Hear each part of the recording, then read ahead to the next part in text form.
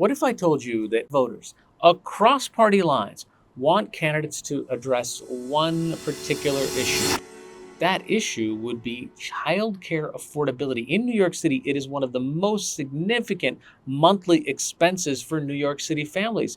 Sometimes it's even more than rent. So, in this episode of Your Voice Matters, we'll take a look at what local and national candidates are talking about when it comes to childcare affordability.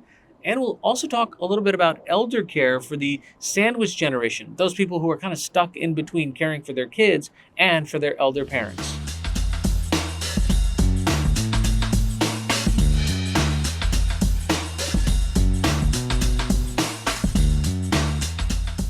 The cost of childcare is so expensive that it is pushing families, quite frankly, to leave New York City. In fact, stats show that families with young children are twice as likely to leave as families without.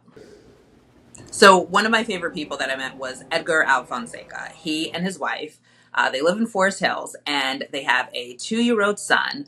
So they pay $1,700 a month for childcare, which is so much money, but apparently that was the cheapest rate that they could find. But this is what they have to do in order to get that rate. So they get in their car, they drive 20 minutes to Briarwood, they drive 20 minutes back home, they then get on the subway, they go to work, they come home from work via the subway, they then get in their car, drive 20 minutes to get their son, and then 20 minutes back home. And that is the most affordable option they could find.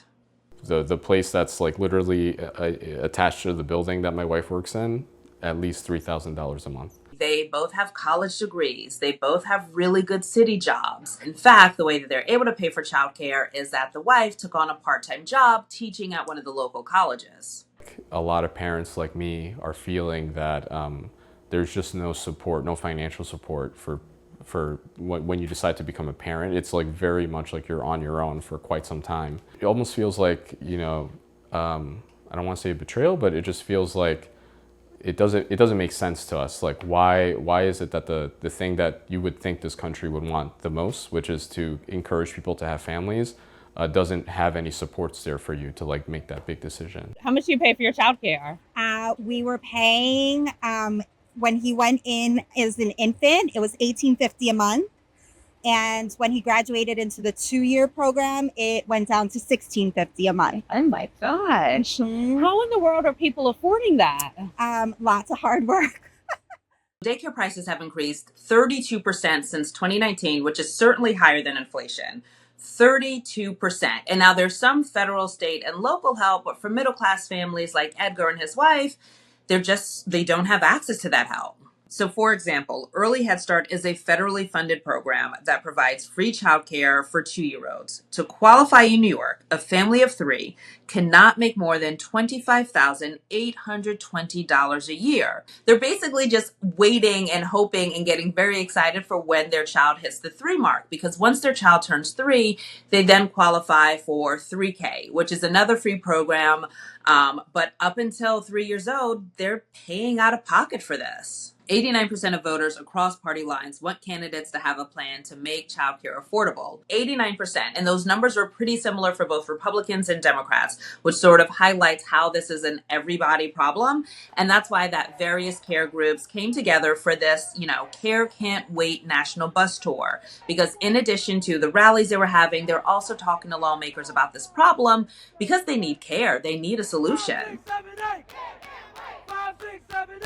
One of the people we spoke to was Rebecca Balin. She's the co-founder for New Yorkers United for Childcare. She was at the rally, and the nonprofit basically supports universal childcare that is not income-based. Parents are paying upwards of $20,000 a year or more on childcare. And so for many families, the promise of 3K and 3K coming up is a lifesaver, and they're just saying to themselves, let me get to that moment. The people that end up bearing the brunt of the childcare duties are women. It is more likely for a woman than a man to not go into the workforce or to leave the workforce because of the cost and accessibility of childcare. And that has major implications for a woman's future earning. What are the big plans that Donald Trump has or Kamala Harris has about childcare in America? So Harris wants to increase the child tax credit to $3,600 and give families with newborns up to $6,000 for their first year of the child's life. While Trump has publicly called for increased tariffs as a way to reduce taxes and pay for childcare, his campaign platform only mentions expanding the child tax credit without specifying exactly how. People at the rally were also pushing for better senior care. Older adults, like young caregivers, are also stressed. According to AARP, 70% of voters 50 and above want candidates to support policies that help them live independently as they age.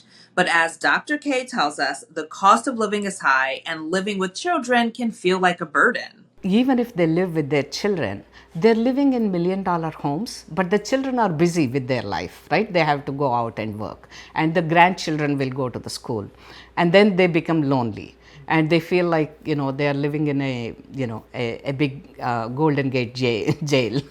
So instead of that, here, at least, they have couple of more people to sit with them and to talk to them. Dr. K is the executive director and co-founder of India Home, which is a nonprofit that provides culturally competent care to South Asian and Indo-Caribbean seniors. As previous reporting we did at Epicenter NYC highlights, it basically offers a solution for elders who want to age independently, co-living. 6 Bengali seniors share this floral park home. Each has their own bedroom and bathroom. Rent starts at $1,000 a month. And by housing people with a shared background, India Home creates a community built on these shared experiences, which is often missing from traditional retirement facilities. Let's take food, right? We all need food to survive.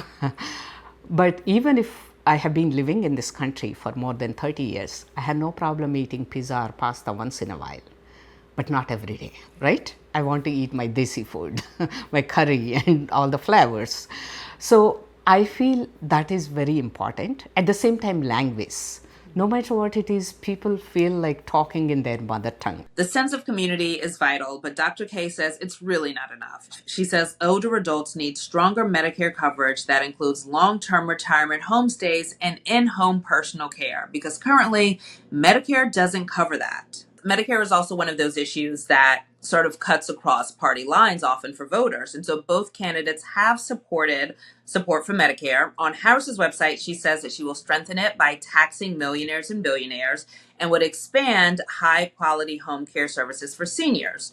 On Trump's website, he doesn't really list many details, but the link that he has linking to the Republican website says that they would strengthen Medicare by preventing undocumented immigrants from receiving it. However, it is worth noting that undocumented immigrants usually can't receive Medicare. So we're really kind of in this story looking at a care crisis of that sandwich generation. We talked about a child care issue. We've talked about elder care issues, right? And I remember even the Surgeon General was kind of talking about the ripple effects of what happens when we don't have good policies in place. Yeah, it is a problem that's so serious. Surgeon General issued an advisory basically calling attention to this, but also calling attention to the mental health of parents. Parents are stressed, they're overwhelmed, they're exhausted, they feel completely on their own. And that's because, in part, as the Surgeon General told us, we don't invest in families. Unless you make $1 million or more, you're really having a lot of problems right now. We're very fortunate to have a very good network of support, my mom and my in-laws. The numbers just aren't there. We literally can't afford to have a second kid.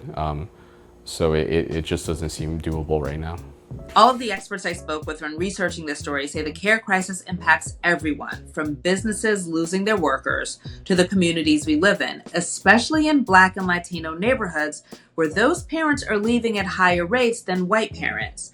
Experts say whatever your vote is, it is going to impact care policies, but it will also impact the kind of New York that we all want to live in. So tell me again, how old is your father? So my father is 70 years old. 70 years old. Mhm. Are you concerned at all when he gets older and he needs a little bit more help, being taken care of? Are you concerned at all that what that's going to look like for you? Yeah, definitely a little bit concerned.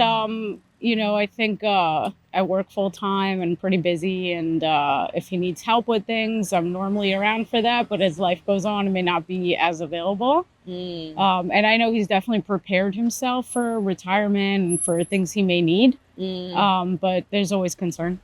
Are you hearing anything this election season from any of the candidates that like give you hope that they're going to No. focus? Not from any of the parties. No, actually, we chose to have my son pretty late we're in our 40s.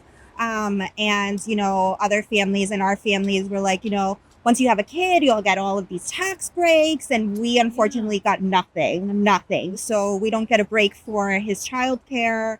We don't get a break like the child credit. We didn't qualify for any of that stuff. So no. I'm not hearing anything that is going to help us in the future. We're true middle class. I mean, my husband and I make good livings, and we live comfortably here in New York, but we certainly are not wealthy by any means, and we grew up pretty poor. And so, we you hit the nail on the head. There's a ton of support and help for those who are, low income. And then obviously if you make a lot of money, you get a ton of tax breaks. But those of us that are right in the middle, we don't get anything. We don't qualify for anything and we don't benefit from anything. So yeah.